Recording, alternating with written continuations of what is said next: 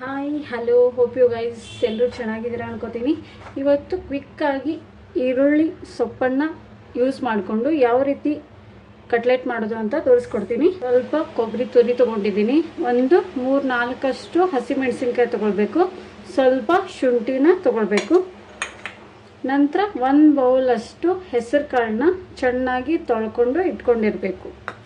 Next ಒಂದು ಚಿಕ್ಕ ಬೌಲಷ್ಟು ಅಕ್ಕಿನ ಈ ರೀತಿ ಚೆನ್ನಾಗಿ ತೊಳ್ಕೊಂಡು ಇಟ್ಕೊಂಡಿರಬೇಕು. ಇಷ್ಟಿದ್ರೆ ಸಾಕು. ತವಾ ಚೆನ್ನಾಗಿ ಕಾದಿದೆ. ಇವಾಗ ಮೊದಲೇ ಚೆನ್ನಾಗಿ ತೊಳ್ಕೊಂಡು ಇಟ್ಕೊಂಡಿರುವಂಥ ಹೆಸರು ಕಾಳನ್ನ ಈ ರೀತಿ ಹಾಕ್ಕೊಂಡು ಸ್ವಲ್ಪ ಕಲರ್ ಚೇಂಜ್ ಆಗೋವರೆಗೂ ಹುರ್ಕೋಬೇಕು. ಸ್ವಲ್ಪ ಅದರದ್ದು ನೀರಿನ ಅಂಶ ಎಲ್ಲ ಹೋಗೋವರೆಗೂ ಈ ರೀತಿ ಹುರ್ಕೋಬೇಕು. ಎಣ್ಣೆ ಆಗಲೇ ಏನೋ ಹಾಕೋ ಅವಶ್ಯಕತೆ ಇಲ್ಲ. ಈ ರೀತಿ ಚೆನ್ನಾಗಿ ನೀರಿನ ಅಂಶ ಹೋಗೋವರೆಗೂ ಸ್ವಲ್ಪ ಬಿಸಿ ಮಾಡ್ಕೋಬೇಕು. ಸ್ವಲ್ಪ ಕಲರ್ ಚೇಂಜ್ ಆದಮೇಲೆ ಮೊದಲೇ ತೆಗೆದು ಇಟ್ಕೊಂಡಿರೋಂಥ ಅಕ್ಕಿನ ಈ ರೀತಿ ಹಾಕ್ಕೊಳ್ಳೋಣ. ಇದು ನೀರಿನ ಅಂಶ ಎಲ್ಲ ಹೋಗೋವರೆಗೂ ಈ ರೀತಿ ಹುರ್ಕೋಬೇಕು.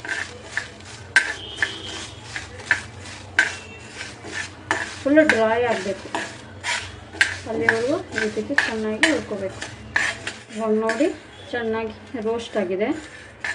ಇವಾಗ ಗ್ಯಾಸ್ ಆಫ್ ಮಾಡಿಬಿಡೋಣ. ಈ ರೀತಿ ಹುರ್ಕೊಂಡು ಆದಮೇಲೆ ಇದಕ್ಕೆ ಹಸಿ ಕೊಬ್ಬರಿನ ಹಾಕೊಳ್ಳೋಣ,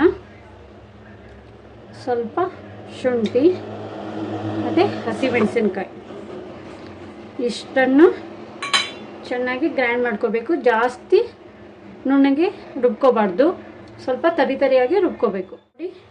ಈ ಥರ ತರಿಯಾಗಿ ರುಬ್ಕೋಬೇಕು. ರುಬ್ಕೊಂಡಾದ್ಮೇಲೆ ಇದಕ್ಕೆ ಇವಾಗ ಮಿಕ್ಸ್ ಮಾಡ್ಕೊಳ್ಳೋಣ. ಮಿಕ್ಸ್ ಮಾಡ್ಕೊಳ್ಳೋ ಮೊದಲು ಇದಕ್ಕೆ ರುಚಿಗೆ ತಕ್ಕಷ್ಟು ಉಪ್ಪು, ಸ್ವಲ್ಪ ಬೆಲ್ಲನ ಹಾಕಿಬಿಟ್ಟು ಈ ರೀತಿ ಚೆನ್ನಾಗಿ ಕಲಸ್ಕೋಬೇಕು. ಇದರಲ್ಲಿ ಮತ್ತೆ ಏನೂ ಎಕ್ಸ್ಟ್ರಾ ಹಾಕೋ ಅವಶ್ಯಕತೆನೇ ಇಲ್ಲ. ಇಷ್ಟು ಹಾಕಿಬಿಟ್ಟು ಒಂದು ಅರ್ಧ ಗಂಟೆ ನೆನೆಲಿಕ್ಕೆ ಬಿಡಬೇಕು. ಒಂದು ಅರ್ಧ ಗಂಟೆ ಅಷ್ಟು ರೆಸ್ಟ್ ಮಾಡೋಕ್ಕೆ ಬಿಟ್ಬಿಡೋಣ. ತವಾ ಚೆನ್ನಾಗಿ ಕಾಯಲಿ.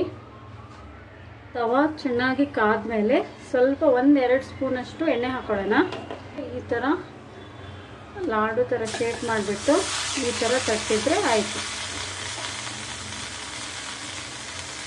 ಜಾಸ್ತಿ ತೆಳುನೂ ತಟ್ಕೋಬಾರ್ದು, ಜಾಸ್ತಿ ದಪ್ಪನೇ ಇರಬಾರ್ದು. ಈ ಥರ ತಟ್ಕೋಬೇಕು. ಎಷ್ಟು ಈಸಿಯಾಗಿ ಕ್ವಿಕ್ಕಾಗಿ ಈರುಳ್ಳಿ ಸೊಪ್ಪಿನಿಂದ ಮಾಡೋವಂಥ ಕಟ್ಲೆಟ್ನ ಎಷ್ಟು ಈಸಿಯಾಗಿ ಮಾಡಿದ್ವಿ ಅಂತ ನೋಡಿದ್ರಲ್ಲ ಫ್ರೆಂಡ್ಸ್. ನೀವು ಇದೇ ಥರ ಒಂದ್ಸರಿ ಮನೇಲಿ ಟ್ರೈ ಮಾಡಿ. Thank you guys.